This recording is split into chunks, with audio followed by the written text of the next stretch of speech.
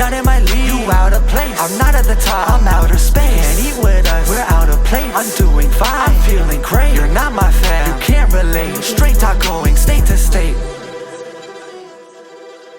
What's going on, guys? It's your host, your boy, George Mackay, back again, Straight Talk Wrestling, and I got a good one. I got an up-and-comer. I got someone I was very excited to see, and I can't wait to see him when he premieres on my TV. Please help me welcome to Straight Talk Wrestling, the future of MLW, and that's me, in my opinion, and that's all that matters. That is all that matters. The future of MLW, the Suplex Assassin, Alex Kane. Welcome to Straight Talk, my dude. Thank you. I got goosebumps. I'm still getting goosebumps right now. You saying I'm the future of MLW. Well, you are, dude. When I watched the open draft from beginning to end, and we also did our own open draft kind of mock fantasy draft, if you will. And I think I watched that. Yeah. Oh, well, thank you very much for watching it. And a lot of our picks have actually made it to the main roster, which is very, very cool. And when you got drafted, I did my research right away because I did not know who you were. I'd heard the name before, but I never paid much attention. So I'm like, I gotta look him up. And then I started checking out stuff, clips on YouTube, checked out your socials, and I'm like, yo, this guy's serious. So I was like, yeah, I'm excited. So I know you talked about it a little bit with my daughter, which her interview will drop before yours to introduce you to the fan base. But now that you and I are talking, you talked about that Philly crowd. You talked about the energy. What was it like for somebody who's most likely been a fan his entire life like you to get into the business and then to debut at the house that ECW built? Everybody in wrestling has watched one ECW match, guaranteed. So what was that feeling like to ECW Arena debut in Philly? Crazy. Talk me through it. Man, the days leading up to it, I was so nervous. Because I've always heard like the Philly crowd, like if you're not it, they'll let you know that you're not it. And especially with the, I guess, gimmick that I have, this is what you want to call it, the gimmick that I have, it being so close to Taz, and Taz was beloved by ECW, beloved by Philly.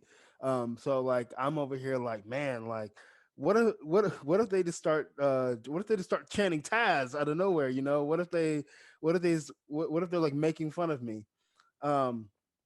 But like everybody in the locker room, like Alicia, Zicky, he was there, Court, all of them, like they kept reassuring me, dude, you're gonna be fine. You're gonna be fine. They're going to love you. King Mo also, leaving the locker room and coming up to Gorilla, waiting to go out. I'm like, oh my God, this is happening. This is happening. Childhood dream is about to commence right here, right now. And there's no turning back.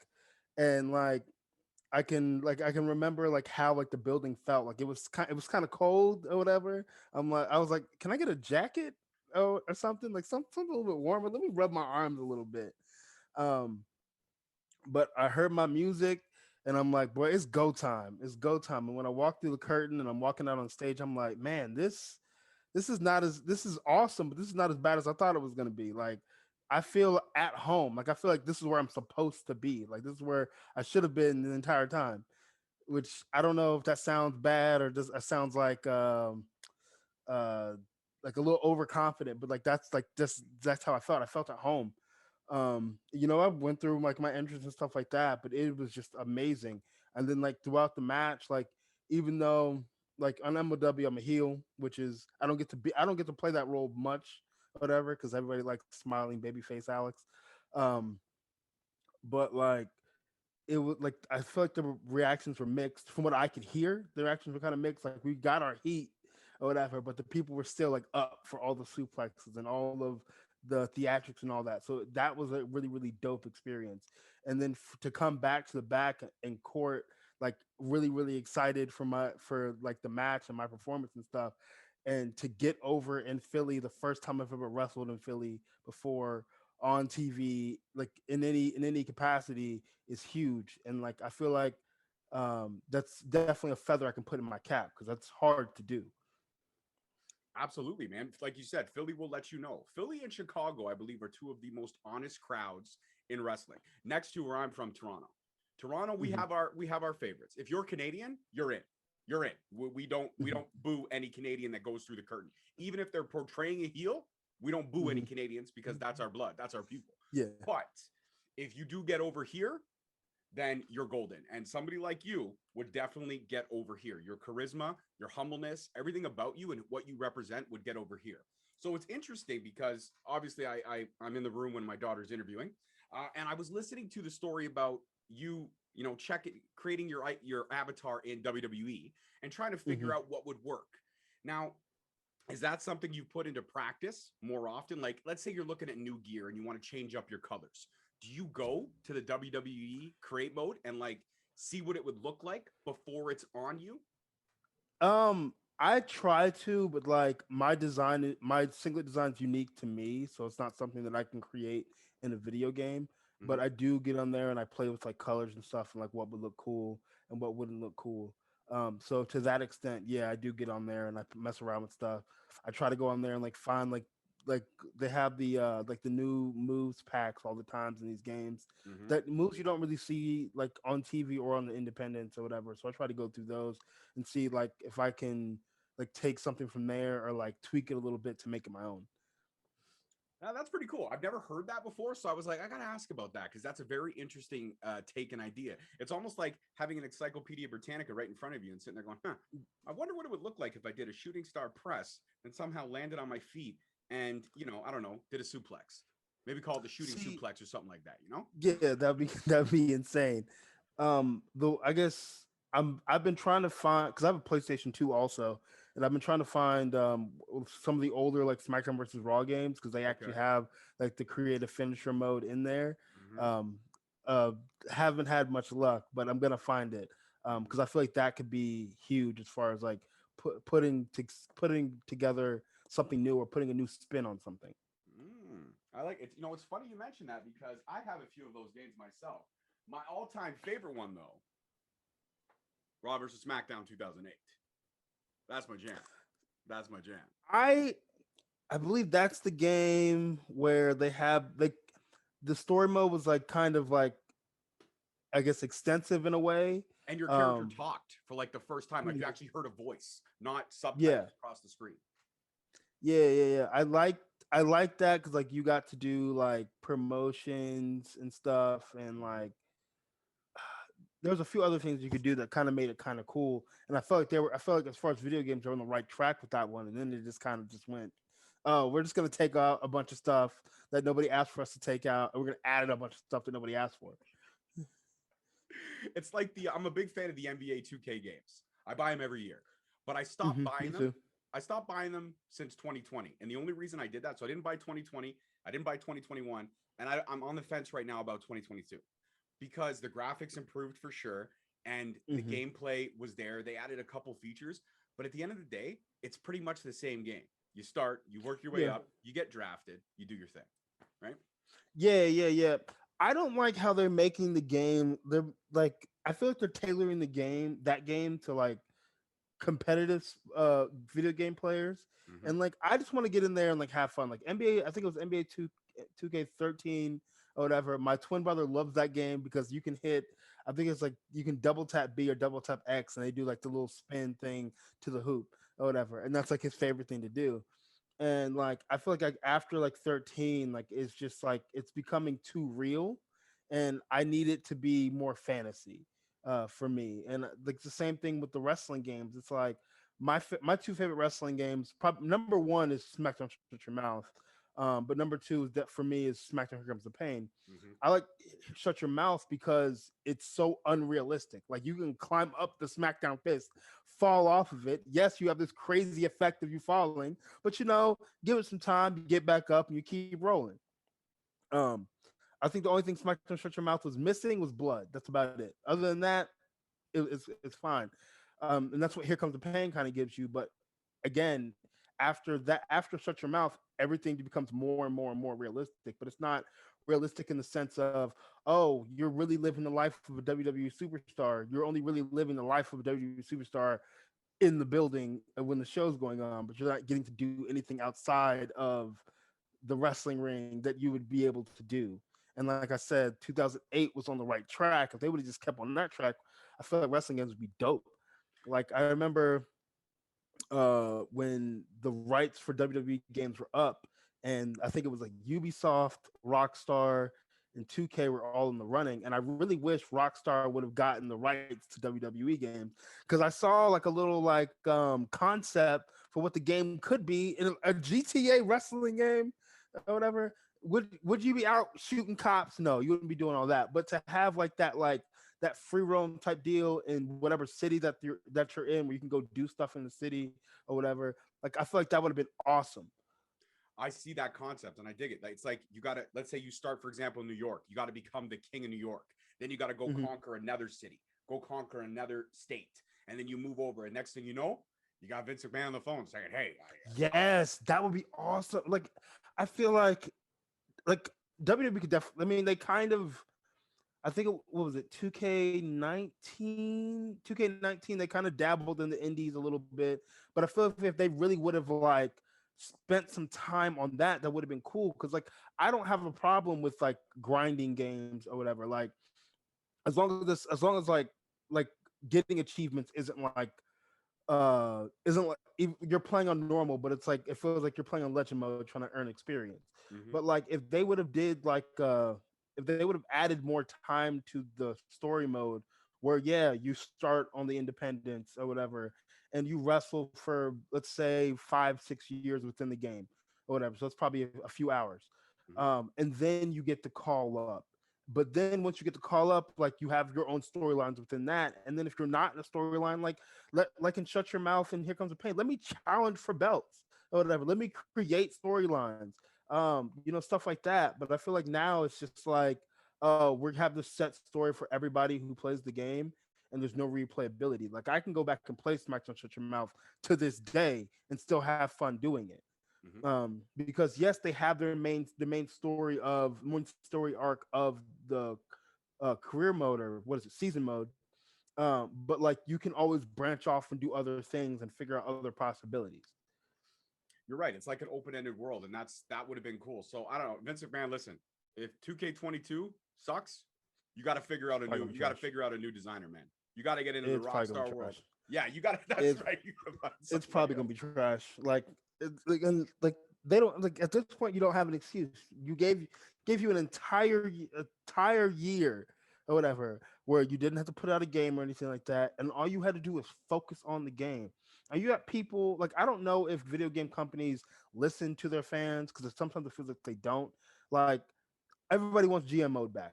I tried it on 2006. It's not for me. There's too much responsibility. But everybody loves GM mode or whatever. So just bring GM mode back. Stop with this my career nonsense, because it's not, because even NBA 2K my career isn't a my career. After you finish the story, you're just playing games. But if it actually had like a career feel to it, where like it lasted, how long is the average NBA career? 10 to 12 years, depending. 10 to 12 years. So if you could give the game players a span of however many hours of game time it would be, but to give them like a 12-year, like an actual 12-year career or whatever, and have little stories and things go wrong and things go up and things go down in there, I feel like then those games would be worth $60 or whatever. But like you just copying and pasting a game every year is not it. I feel like you should be the CEO of a lot of these game companies, man, because you got some damn good ideas. Listen, if you ever take time off from wrestling, get in the video game world, because I would play that game. I would, man. You and I just designed a killer game together. We got a partnership. That's it. G&K Gaming. It's happening. It is happening soon. Coming soon. So talk to me about Court Bauer. Talk to me about how I've nicknamed him, and he does watch MLW Rewind from time to time. So I've nicknamed him the Mad Genius, because Court's got that old school feel to how he books and how the storylines progress.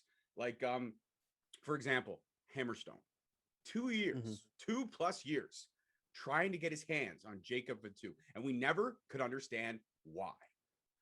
And then all of a sudden at the season finale, we find out about the gatekeeper clause. we find out that Joseph Samael has literally had this clause. And all of a sudden, 2 years of being frustrated, like, when is this going to end? When am I going to see Hammerstone versus Fatu? It happens. And you're like, oh my God. Oh my, okay, now it all makes sense. It all makes sense. So when you're in a room with a man like Court Bauer and how much of a fan he is, but how passionate he is for the business, what is that like? Does that up your passion level? You're already passionate, but does that kick it to another level? Yeah, like when I got signed or whatever, like he messaged me or whatever, and uh we talk pretty regularly about business and stuff, and sometimes like the week after my debut, he sent me an article. I think it was Fight Weekly or Weekly Fight in Japan. He sent me the article and it had me and King Mo on there, and I thought that was really dope. I still don't know what it says because I can't get it translated. But I mean, ever since I got signed, like he's been really like open. Like it's I don't the relationship that he has with the talent is really, really cool. Like he's not, I don't know what it's like working for Vince McMahon. I could imagine you don't get to talk to him that often unless you are of a certain, caliber, I guess. But Court's always been like really, really cool to me. He's always been really, really open. It's not like when I have my own music and like I wanted to use it on MOW. And like he was like, yo, like if it fits the vision that we have for you, yeah, we can definitely use it. And like we tweaked it around and stuff like that. And like the finished product, which you'll hear in my debut, like at first I was a little like about it because I'm so used to like how my music is. But like once I heard it, I'm like, yo, this is fire. I hear my own voice on my own song. It's not me rapping, but like just like the first little part is me speaking, and I'm like, yo, this is fire. But like for him, I'm trying to so like I didn't know who Court Bauer was before I signed. Or so like when I went and like looked him up, like I didn't know he worked for WWE. Like I didn't know like some of the articles I read, like what is the young genius of professional wrestling. And I'm reading up on this man. I'm like, yo, like this man really is a genius. He really is a genius. And like when you talk about like the Hammerstone Fatu like storyline, it makes a lot of sense. Like I know a lot of people shit on Vince. I know people shit on Vince a lot, but at the end of the day, he knows what he's doing. In my opinion, he knows what he's doing or whatever. He may not, because he's not giving you what you want right then and there, because one, for him, that's not going to make him the most money, and two, like you're blowing your load too early. So that he stretches things out, and that's what I kind of feel like Court is doing with this Hammerstone two things. He's stretching it out. He's making you like want it more and more and more and more. So when he finally pays this off, the payoff is going to be huge. So I if it goes on another year, I'm down. Hammerstone may not like that, but I'm down if it goes another year. Listen, my heart can't take another year. Okay, I'm in it. I'm in it for another 3-4 months guaranteed. But God damn it, man! By December, I better see those two in a ring, or I'm just gonna have to take a break because my heart's just not in it. It's 2+ years, and I'm sitting there going, man, come on! And we've had little tastes. We've had little tastes of what it could be, and I'm sitting there going, damn it, it's right there. It's gonna happen tonight. It's happening tonight. And then the camera goes off there. I'm like, fuck, God damn it, Court, son of a bitch, fuck. And I'm just freaking out. He's got you hooked. He's got everybody hooked. Oh, I'm all in. And you're right. And that's why I nicknamed him the Mad Genius, because even when I don't think it makes sense, it makes sense. Yeah. And as much as you versus Fatu would be a banger, you versus Hammerstone would be a banger, there's one match in my mind, and I'm no booker, but I'm just a fan who loves to see talent versus talent, would be you and Heavyweight Hustle, Calvin Tankman. Yeah, that would be fire. Right? That would be great. Yes, right? That would be great. I Court got to tag Court Bauer. Do you hear me? Well, actually, no. You'll see on Fusion. You'll see on Fusion. It may happen. It may not happen. Oh, is that an exclusive? Is that kind of a little? we getting some spoilers. I love it.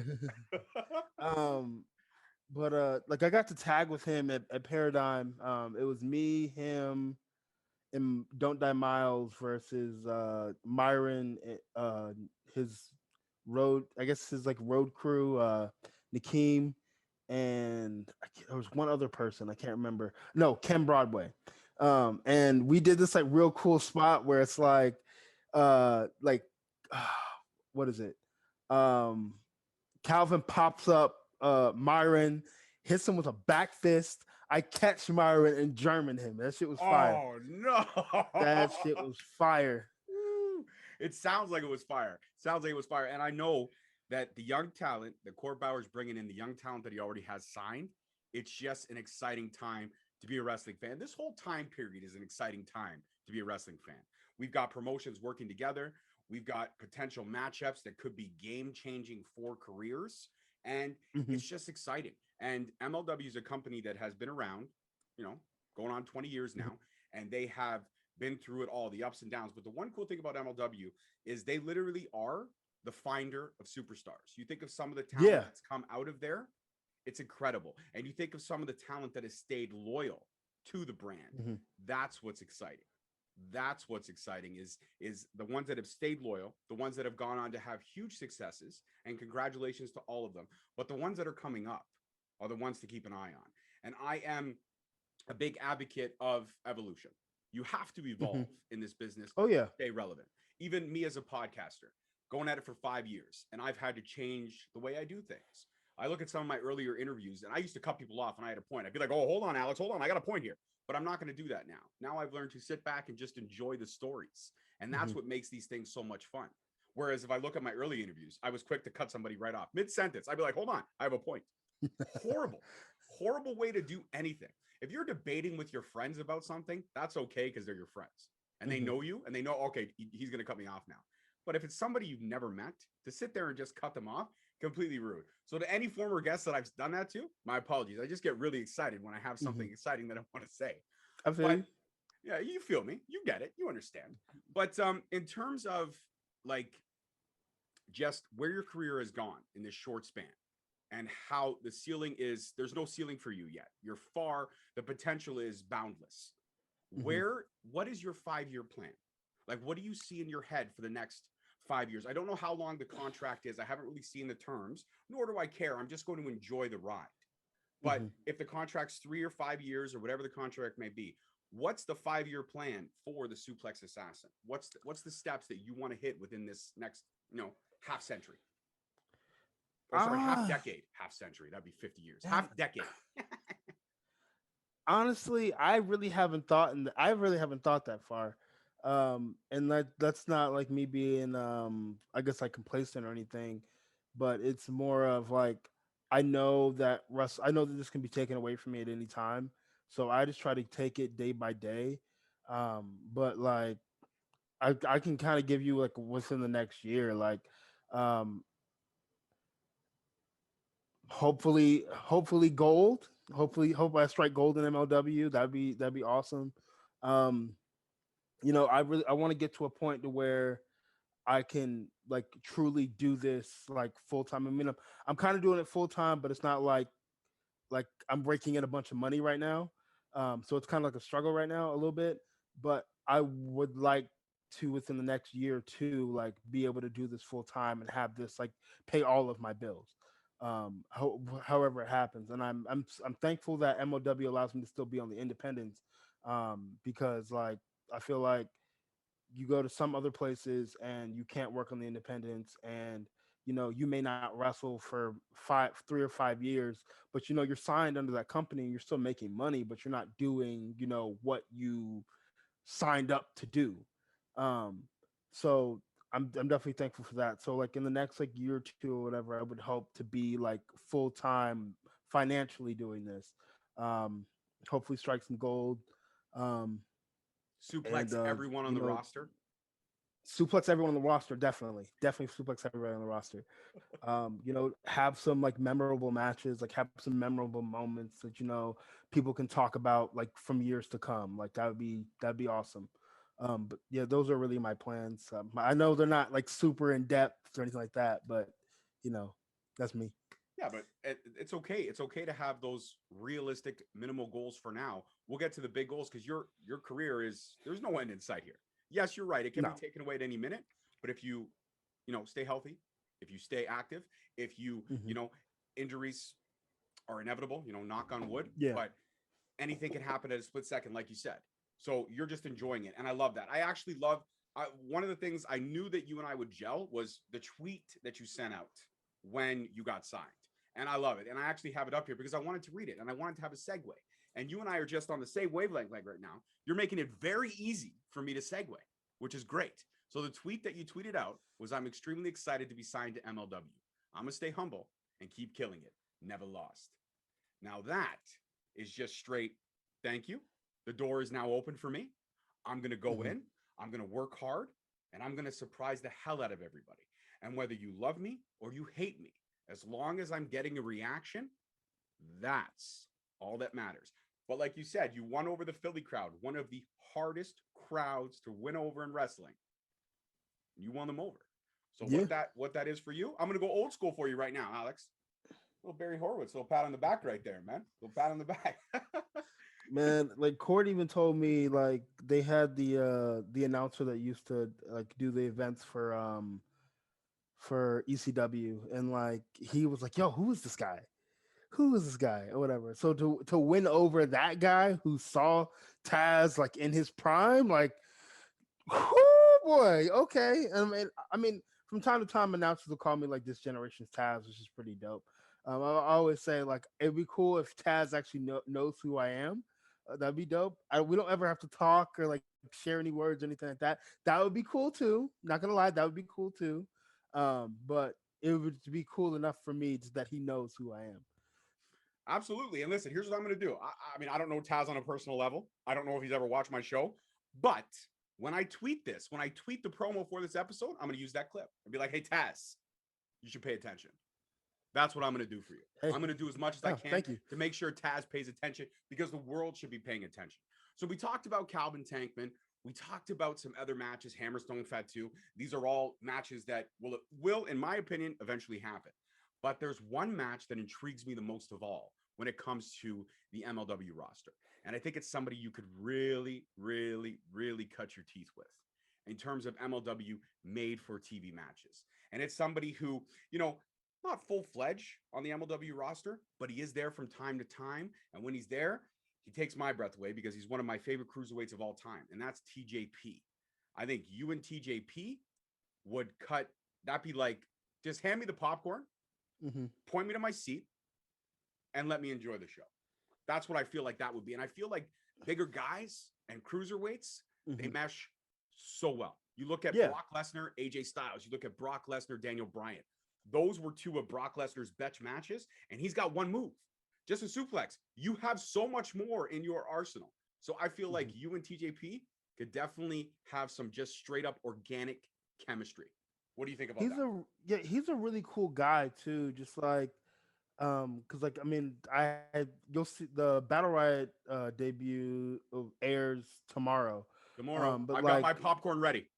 I've got three but different like flavors. just like yeah, but just like talking to him before that, because like I had well, you'll see, I throw some people around, and like before, like I was talking to everybody about like, okay, what am I gonna hit you with, um, and like before, like I found that I had a list of people that I was supposed to suplex, like I was talking to him like, okay, like what are you comfortable with? He's like, dude, hit me with whatever you got. It doesn't really matter. And if like you don't know right now, just let me know when we're out there. And like to come from a guy who's been in the business for so long, and like I'm the new kid on the block, and like for him to like be like still be like respectful, like that was dope. Because I like that's a really big thing for me is respect. Like I don't expect anybody to give me their respect. I try to earn people's respect. And the same with me. Like I don't give. I'm not just like I give. Always say I give everybody a basic level of respect, basic level of human respect, and it's up to you to whether you keep it or it decreases. And for him, it definitely increased. Like that was dope. And like again, like everybody in that locker room was so like nice, so cool. They were so welcoming. They were very reassuring. Because I had my doubts that day. I had my doubts that day. But they reassured me on everything. Um, and like they were like genuinely excited for me. Like I was excited, but they were genuinely excited for me. And everybody gave me like genuine feedback. It wasn't just, oh yeah, you killed it or whatever. Like, okay, yeah, you killed it, but like you could do this better or whatever, or you could have did this better, or you could have taken your time. Like I love that. Like, and I feel like I don't know if it's normalized in wrestling right now. Sometimes it feels like it is. Sometimes I feel like it's not. But I feel like that needs to be normalized because I feel like the only way for you to become like only for you to become that great wrestler that you want to be, there has to be somebody there to be like, yo, look, that was cool, but you could do this better. And then you take that and you apply that and you continuously do that in every single match. Like you have to seek out criticism in order to get better. If you're not seeking out criticism, then you just got a bunch of people telling you, "Oh, you're good. You ain't got nothing to worry about. You're good." I hate that. How old are you again? 27. Damn, man, you're like wise behind your ear. I felt I was talking to my grandfather, and I mean that out of respect. That you got an old soul, and that's a great way. You can only progress and get better if you take the knowledge from everyone else that's around you and you apply it. Like you said, the sky's the limit. And I feel like you're right. I feel like that not only does that have to be normalized in wrestling, I feel like that has to be In normalized life. in life. Yeah. Yes, Yeah, yes, most it def. has to be Most def. normalized in life. The only way we can get better as a society is to take that harsh criticism. And you actually mentioned something during again the conversation with my daughter. You mentioned about Evolve. You mentioned about Mhm. you did the tryout, and the guy just gave you feedback, but it wasn't that criticism that you were looking for in order to get better. It was Mhm. just a little harsh at points. Yeah. How does that? I mean, it might be a cliche question, so I apologize if I ask it, but does that fuel you, or do you sit back and kind of maybe sleep on it the first night and be like, man, okay, maybe this is what he meant, or maybe this is what he meant, or does that just like fuck that? I'm going to take everything he says and I'm just going to go harder and work harder. Definitely the first thing, like I for like a while, like I overthought it a little bit, and like I was always like, should I email him or no? I should have emailed him or no, because like at the time, Gabe Spolsky was the guy or whatever. Like if you wanted to get to WWE, you had to go through Evolve, um, and like it was almost like career suicide if you sent him like the wrong email or whatever. Because I've heard horror stories about it. So like I went back and forth with myself. I kept asking people on the roster that I knew, like, should I do this? How should I say it? And like nobody could really give me a definitive answer. Just say go for it. And I it had been, maybe I did take too long to send him. It had been like 6 months, and like I sent him the email, and he was like really really harsh about it. He's like, "Well, why didn't you just ask me this like the day after?" I'm like, "Dude, like I had to like put together my thoughts. Like you're from how everybody's building you up, you're a pretty intimidating guy, even though you're short and stubby. But like everybody's like building you up or whatever as this like super intimidating, almost like Vince like character. So like I'm not gonna come to you. I'm not gonna try to come to you incorrectly. Um, and like even after I emailed him, like he didn't even he like after like a little bit he didn't even answer me back. And like I was just trying to figure out like what's like this, because he has this thing called the airport test. So if you can walk into an airport or whatever, can people recognize you? And I had a few people tell me that it was complete bullshit because most of the time people aren't paying attention to you anyway. Because like there's not like I think today in wrestling there's not like the stars are big, but they're not that big. Unless you're like at the top of whatever company, major company you're wrestling at. But like, so, so I kind of like brushed that away, but I was like trying to figure out like, what is this like switching gears thing or whatever. And like, nobody, I still never got an answer from him, but I kind of had to figure it out on my own. And it's something that like, it doesn't have to happen in every match. But it happens when it's supposed to happen, and you go into another gear or whatever of your performance, and you like it doesn't necessarily mean that you're moving faster. It's just that your intention is different. um but yeah, like I overthought it a lot, and then like I was just like, forget it, man. Like if you don't want to help me out, like I mean that's cool, great, and awesome. Like I'll figure it out on my own. Because like my biggest thing was I wanted to make I wanted to make a way for myself without being like without like not without anybody's help, because I definitely had help along the way and I continue to reach out for help. But like I didn't want to get on to wherever I was gonna go because you rode with Fox to here or you're a Fox guy or whatever. Like I wanted to do it on my own. And you have. I feel like you Yeah. have. I feel like you've set realistic goals for yourself and you've hit them. And now you've got a brand that is behind you that can put eyes on you, and the world can know what us MLW faithful already know. When the suplex assassin shoots your side, he never misses. He hits his mark Daggum every right. time. I'll let you Daggum take that and put that on a shirt. You can Yeah. take that. That's my gift to you. I Thank never you. miss my shot. I hit my mark every time. Yeah, yo, if you put that on a shirt, all I ask in return is you send me one. That's all Oh, I ask. most definitely, no doubt. But now talk to me about the evolution of the suplex assassin, because we know the origin story. I actually knew the origin story because I found it on the internet. I think you might have said it to someone or somebody might have quoted something, but I knew the origin story. But I wanted her to hear it too, which was very cool. But now that we know the origin story, every character, hero or villain, Hold on. What's the origin story? Since the you origin found it. story of the name, the suplex assassin. Oh, okay. The name. Okay, The because name, yeah. I did I mean, I I don't know your origin story. I yeah. mean, I know where you came from. I know where you grew up. I know you seem like a hard worker and you seem like a very humble and fantastic human being. But the origin story of the name.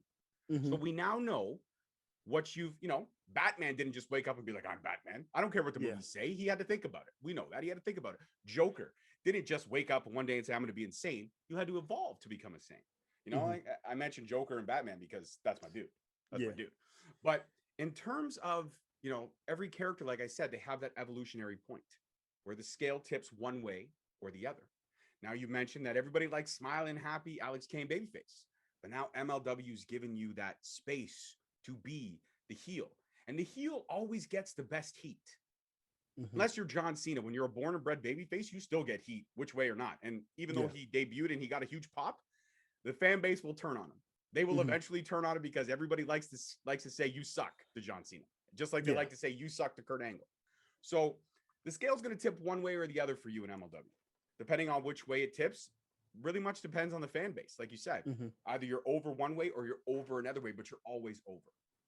If you could pick which side of the scale you would like to tip, I mean, I hear it from every wrestler that I've sat down and had a conversation with. Playing a heel is so much more fun.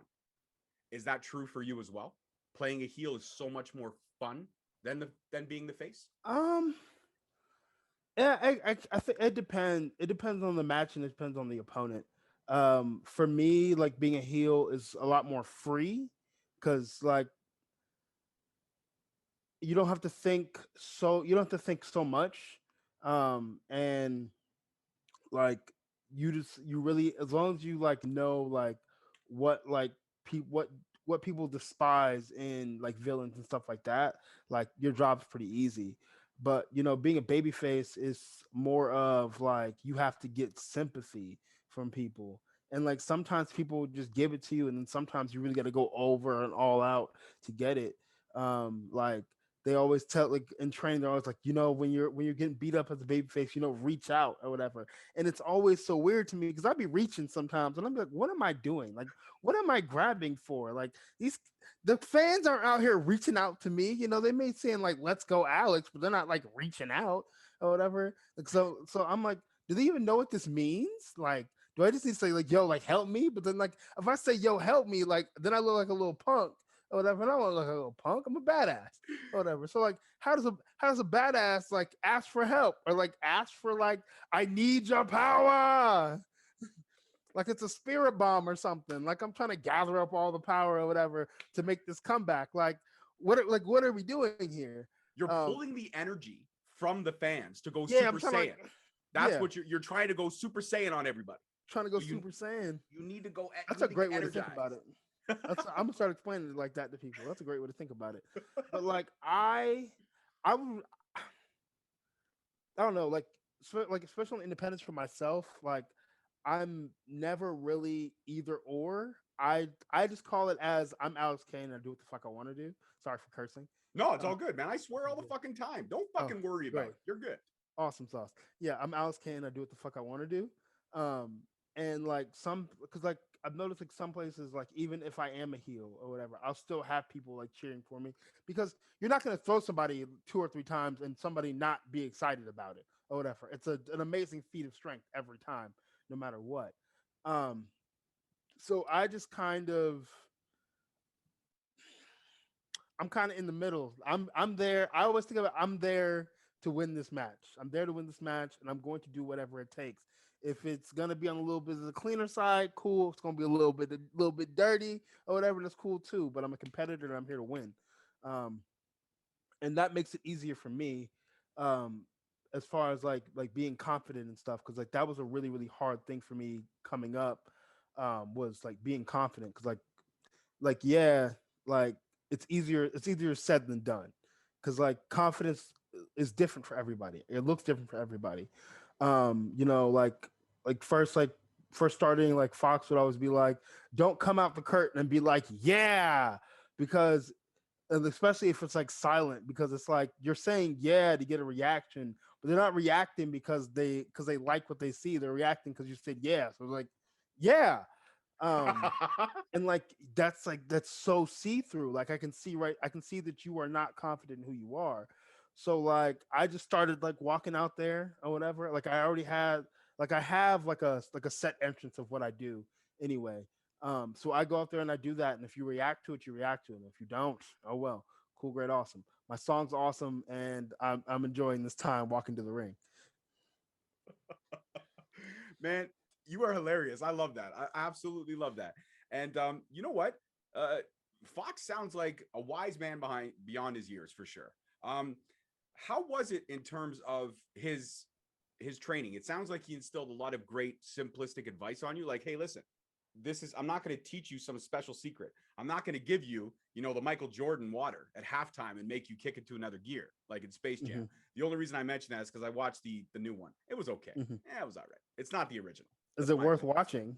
It's not bad. It's not Not bad. It bad. has its moments, but Mm-hmm. just like the way they designed LeBron's character, he's kind of a dick to his own kids. And I'm like, bro, like that's your kids, man.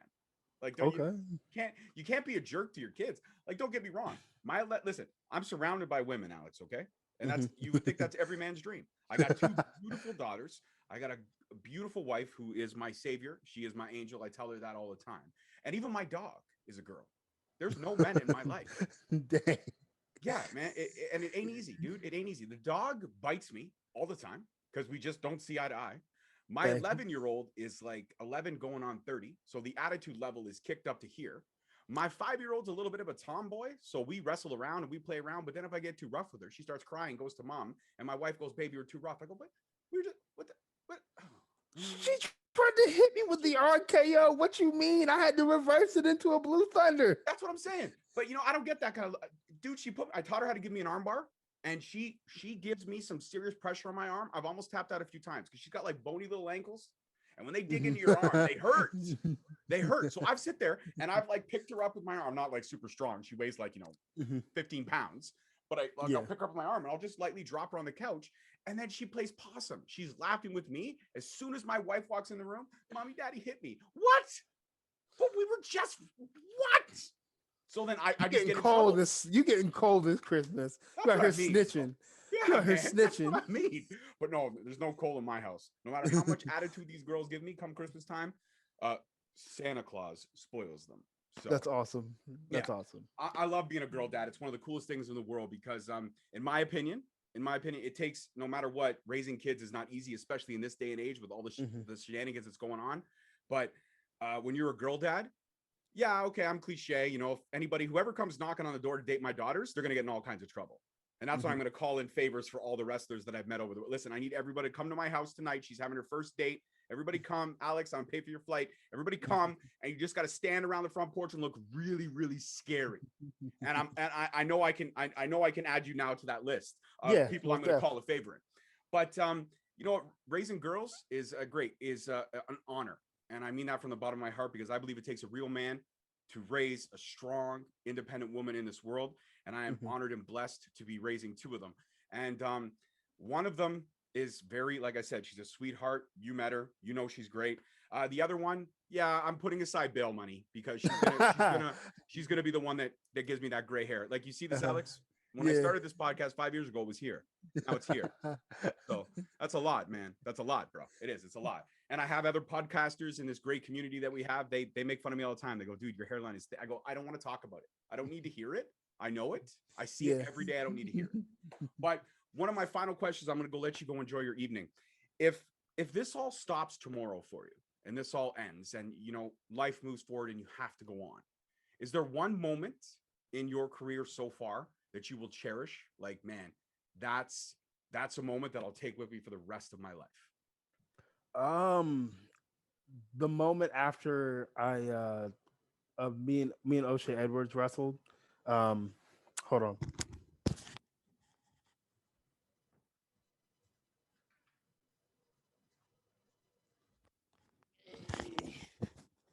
So these are the beads that he always wears, and he has more, and he wears them all the time.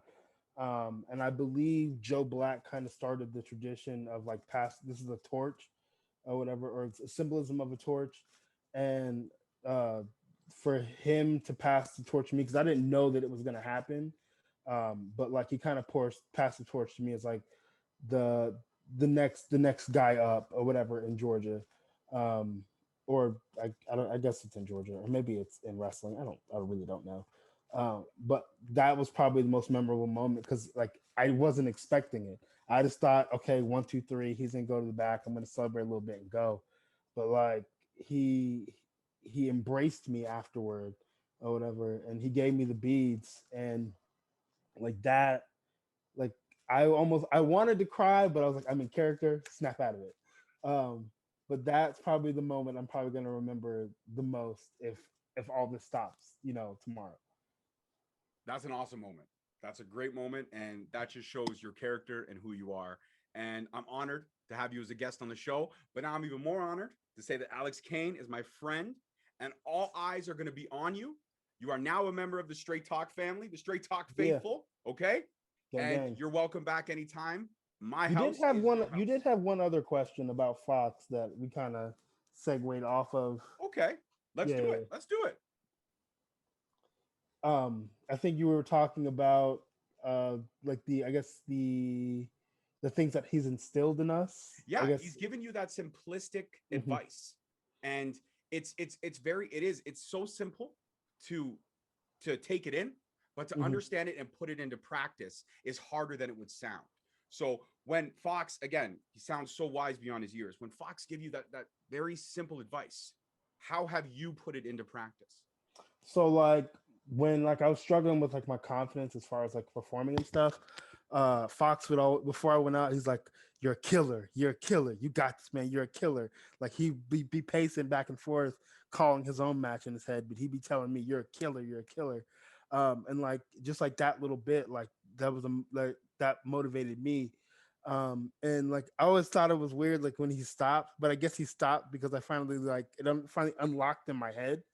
And like there would be times like training, where like we just do stuff on the fly, and like my personality would come out, and he's like, "See that right there, that's what we need. That's what we need right there." And I would just be having fun, like just talking smack, because that's what I like to do. I like to talk crap to people.